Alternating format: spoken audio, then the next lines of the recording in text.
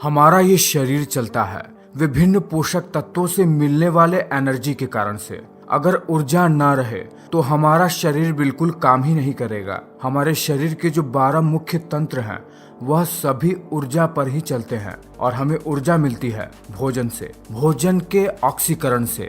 अगर जो भोजन हम खाते हैं उसका पाचन होगा ही नहीं तो हमें एनर्जी तो मिलेगी ही नहीं। साथ ही साथ वह पोषक तत्व जो हमारे शरीर को बनाते हैं, जैसे प्रोटीन जो हमारे मसल्स को बनाती है और उसकी मरम्मत करती है, विटामिन्स जो मिनरल्स को अब्सॉर्ब करने का काम करते हैं, और कुछ खास मिनरल्स जो ब्लड जैसे चीजों को बनाते हैं। अगर वो चीजें हमें मिलेंगी ही नहीं तो हमारा शरीर प्रॉपर तरीके से काम ही नहीं करेगा। और यह सब हमें मिलता है भोजन से, और केवल भोजन खाने से ही हमें पोषक तत्व नहीं मिलते हैं। उस भोजन का पाचन होता है, जिसके बाद हमारे पेट में मौजूद ब्लड वेसल्स भोजन में मौजूद उन पोषक तत्वों को अवशोषित कर शरीर के विभिन्न भागों में पहुंचा देते हैं, तभी हमें पोषक तत्व मिलते हैं। तो अगर अब तक आप यह बात जानते ही नहीं हैं कि भोजन पचता कैसे है, आखिर जो खाना हम खाते हैं वो पचता कैसे है, तो अब तक आपका जीवन एक मामले में अधूरा ही है,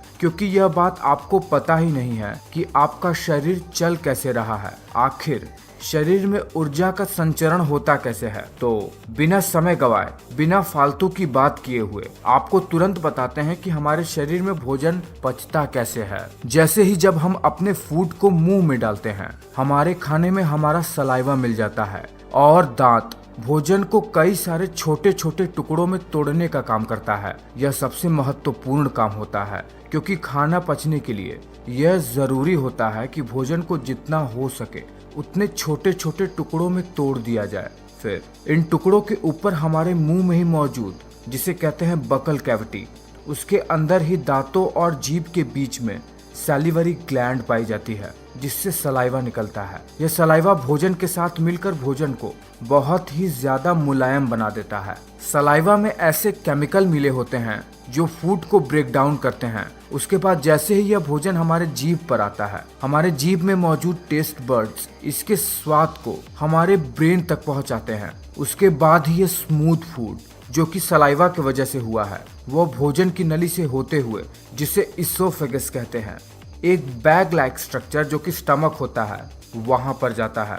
और जैसे ही भोजन स्टमक में जाता है, वहां से शुरू होता है भोजन का असली पाचन। पर खास बात यह है कि जब हमारा भोजन हमारे भोजन नली से हमारे पेट की तरफ जाता है, तब यह एक खास प्रकार के मूवमेंट, जिसे पेरिस्टालसिस कहते हैं, उस मूवमेंट के तहत हमारे पेट में जाता है, जिसमें होता यह है कि नली अपने आप को सिकोड़ती है और फैलाती है, जिसकी वजह से फूड आसानी से पेट की तरफ चला जाता है। जैसे ही भोजन स्टमक में पहुंचता है, स्टमक इस फूड को अपने इनर लाइनिंग से निकलने वाले gastric digestive juice, hydrochloric acid और म्यूकस के साथ बिल्कुल मथ देता है, यानी मिला देता है, जिसमें से मुख्यतः एंजाइम फूड में से प्रोटीन को अलग कर देते हैं। वही हाइड्रोक्लोरिक एसिड भोजन को बहुत ही छोटे छोटे टुकड़ों में बांट देता है। वही म्यूकस एक चिपचिपा पदार्थ जो कि हमारे स्टमक से ही निकलता है और फूड में जाके मिल जाता है, वो हमारे स्टमक के दीवार को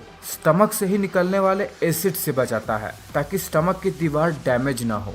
स्टमक में से निकलने वाले हाइड्रोक्लोरिक एसिड की वजह से पेट में मौजूद और फूड में मौजूद कुछ हानिकारक बैक्टीरिया हमारे पेट में ही मर जाते हैं, जिससे बैक्टीरिया हमारे शरीर को बहुत ज्यादा डैमेज नहीं पहुंचा पाते हैं। अगर आप इस चित्र को ध्यान से देख पा रहे हैं तो आप देख रहे हैं कि स्टमक से जुड़ा हुआ है हमारा स्मॉल इंटेस्टाइन, यानी हमारी छोटी आंत। हमारा फूड जो कि पेट में ही मौजूद कई सारे डाइजेस्टिव गैस्ट्रिक जूस के साथ मिल जाता है। उसके बाद इसमें मिले हुए मिक्स मटेरियल को काइम कहा जाता है, और यह काइम अब स्टमक से स्मॉल इंटेस्टाइन की तरफ बढ़ने लगता है। इस पूरे प्रोसेस में लगभग 2 घंटे का समय लगता है, जो कि अलग अलग फूड पर निर्भर करता है। जैसे ही यह भोजन स्टमक से छोटी आंत की तरफ बढ़ता है, इसमें और भी कई तरीके के केमिकल रिएक्शन होने लगते हैं। हमारी छोटी आंत लगभग 7.5 मीटर तक लंबी होती है, जो कि बहुत ज्यादा कॉइल्ड स्ट्रक्चर होता है, यानी बहुत ही कॉम्प्लेक्स कॉइल्ड स्ट्रक्चर होता है हमारी छोटी आंत का।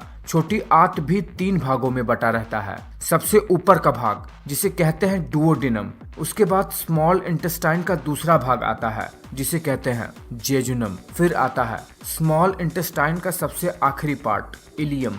जब फूड स्टमक से स्मॉल इंटेस्टाइन में आता है तो वो सबसे पहले डुओडेनम में आता है, जो कि सबसे इम्पोर्टेंट पार्ट होता है छोटी आंत का। इसमें लीवर से आया हुआ बाइल जूस और पेनक्रियास से आए हुए पेनक्रियाटिक जूस फूड के साथ मिल जाते हैं। लीवर से आया हुआ बाइल जूस जो कि स्टमक से आए हुए भोजन के साथ मिल जाता है, उसके वजह से भोजन में मौजूद फैट्स अपने छोटे छोटे फैटी एसिड के स्वरूप में बदल जाते हैं, जिसकी वजह से इनका अब्जॉर्प्शन शरीर में आसान हो जाता है। वही पैनक्रियास से निकलने वाले पैनक्रियाटिक जूस की वजह से कार्बोहाइड्रेट, शुगर और ग्लूकोज में टूट जाते हैं, वही प्रोटीन अमीनो एसिड में टूट जाते हैं।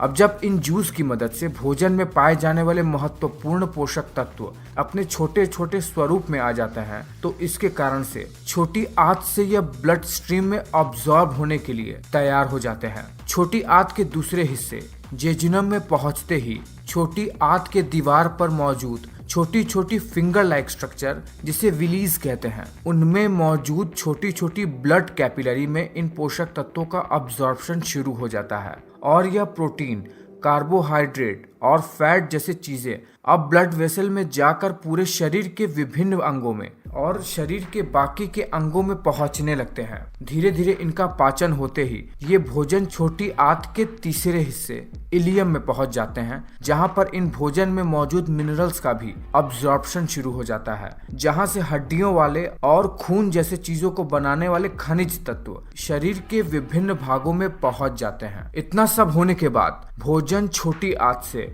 बड़ी आंत की तरफ बढ़ जाता है, जहां पर हमारे शरीर के लिए पानी का अब्जॉर्प्शन होता है और कुछ ऐसे मिनरल्स जो छोटी आंत में अब्सॉर्ब नहीं हो पाए थे, वो बड़ी आंत में से होकर ब्लड स्ट्रीम में चले जाते हैं। बड़ी आंत साइज में 1.5 मीटर तक लंबी होती है और ये छोटी आंत से आकार में चौड़ा भी होता है। जो भोजन डाइजेस्ट नहीं हो पाया होता है या फिर जो वेस्ट मटेरियल होता है, वो बड़ी आंत से होते हुए हमारे एनस से निकलते हुए हमारे शरीर के बाहर निकल जाती है, जिसे फीकल मटेरियल कहा जाता है। और इस तरह भोजन हमारे शरीर में इतनी कठिनाइयों के बाद पचकर हमें ऊर्जा देता है। तो आपने देखा बहुत ही साधारण सी भाषा में कि भोजन हमारे शरीर में पचता कैसे है, क्या क्या प्रोसेस होते हैं और वो शरीर के कौन से अंग हैं जो भोजन के पाचन में अपना सहयोग देते हैं। तो ये वीडियो आपको कैसा लगा है, आपको ये जानकारी कैसी लगी है? अगर ये बात आप पहले से ही जानते हैं और आपको इसके बारे में और भी ज्यादा कुछ पता है, तो ये बात